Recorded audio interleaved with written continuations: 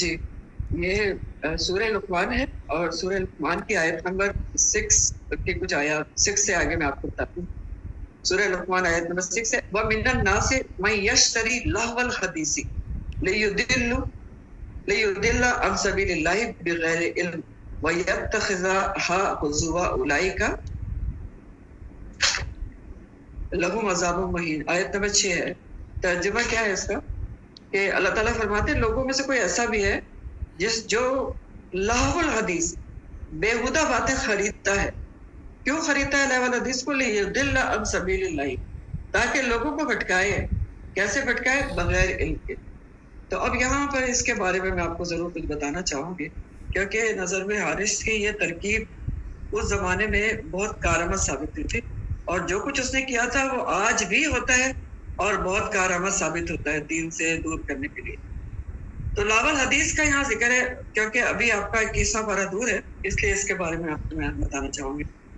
یہاں پر لفظ آیا ہے، اللہ تعالیٰ نے کہا کہ من الناس من یشتری، جو خریدتا ہے. لوگوں میں سے کچھ ایسا بھی ہے جو خرید و فروخت کرتا ہے. کس چیز کی؟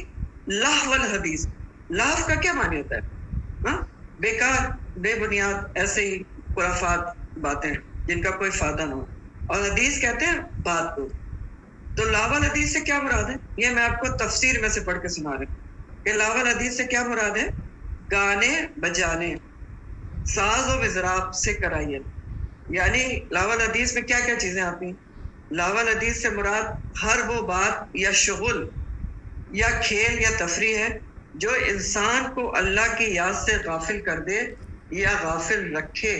اور اس میں بہت ساری چیزیں آتی ہیں، مثلا گانا بجانا، دلچسپ ناول، ڈرامے، کلب، گھروں کی تفریحات، ٹی وی کا شو، ڈرامے اور سنیما بینی پکچر، غرض کے یا غلط لٹریچر جو انسان کو بھٹکاتا ہے. غرض لاول حدیث کا اطلاق عموماً مذموم مشغلوں پر ہوتا ہے. سمجھ آ رہی ہے بات لاول حدیث کی کہ لاول حدیث کیا ہے؟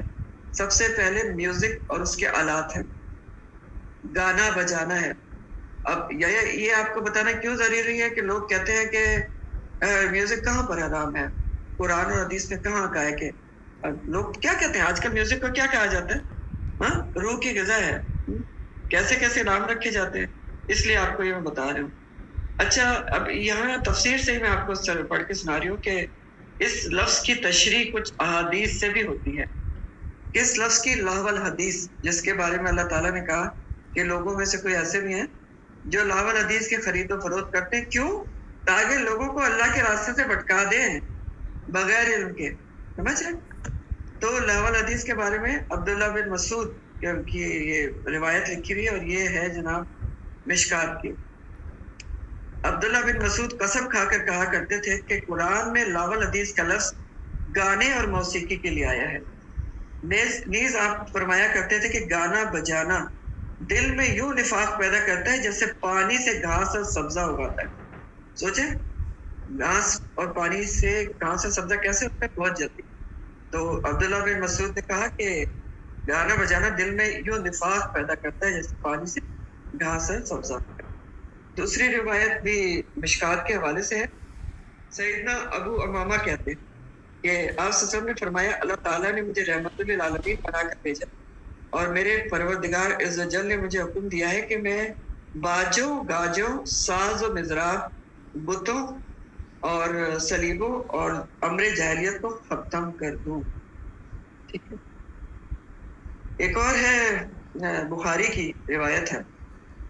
ابو مالک اشعری کہتے ہیں کہ میں نے رسول اللہ صلی اللہ علیہ وسلم کو یہ فرماتے سنا کہ میری، اچھا یہ غور سے سنے ذرا، کہ آپ صلی اللہ علیہ وسلم کو کیا فرماتے سنا کہ میری امت میں ایسے لوگ پیدا ہوں گے جو زنا کو، ریشم کو، شراب کو اور معازف یعنی آلات موسیقی اور گانے بجانے کو حلال کر لیں گے.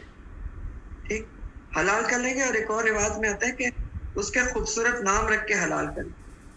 ٹھیک. تو اب آپ سوچیں کہ آج کل کے کتنے خوبصورت نام ہیں. ملکہ موسیقی، کوئی پتہ نہیں بادشاہی موسیقی ہے، کسی کے گلے میں بھگوان بولتا ہے، تو کنسرٹس ہوتے ہیں، اور مطلب بہت ہی خوبصورت نام ہے کہ وہ برا تو سمجھا ہی نہیں جاتا. ہاں، اس کی کیا ہے، म्यूजिक मौसीकी के सफीद, इस पता नहीं क्या और क्या। तो मनोहर यही सब कुछ आजकल हो रहा है, ये सारी चीजें हैं। तो दूसरी इन चीजों के दूसरे नाम रख के उन्हें जायज बना लेंगे। ये एक हदीस में इस तरह का अल्फाज है, ठीक, कि इन चीजों के दूसरे नाम रख के उन्हें जायज बना लेंगे, या इस तरह एक्सप्लेन किया गया इसको, ठीक।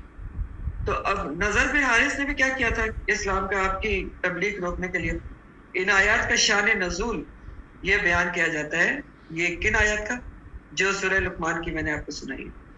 शान नजूल ये बयान किया जाता है कि रसूलुल्लाह सल्लल्लाहु अलैहि वसल्लम की दावत को गैर मौसर बनाने के लिए जो लोग उधार खाए बैठे थे, उनमें एक नजर बिन हारिस, उसका तरीक़ाकार अबू लहब से बिल्कुल जुदा गाना।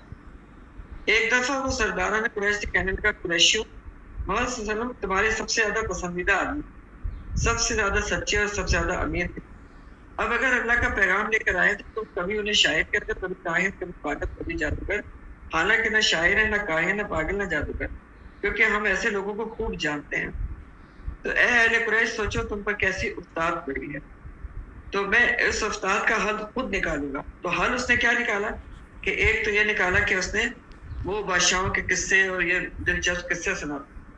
दूसरा उसने क्या किया कि उसने यहीं पर लिखा है, अलावा वज़ी उसने चंद लोडियां खरीद कर रखी थी, लोडियां गाने वाली, मुगन्नियां। तो जब भी कोई शख्स रसूलुल्लाह सल्लल्लाहु अलैहि वसल्लम की तरफ मायल होने लगता तो वो किसी लौंडी को उस पर मुसल्लत कर देता कि वो लौंडी उसे खिलाए पिलाए और उसको गाना बजाना करके दिखाए और उसकी सोच फिक्र का रुख मोड़ दे। इसी सिलसिले में ये आयत नाजिल हुई।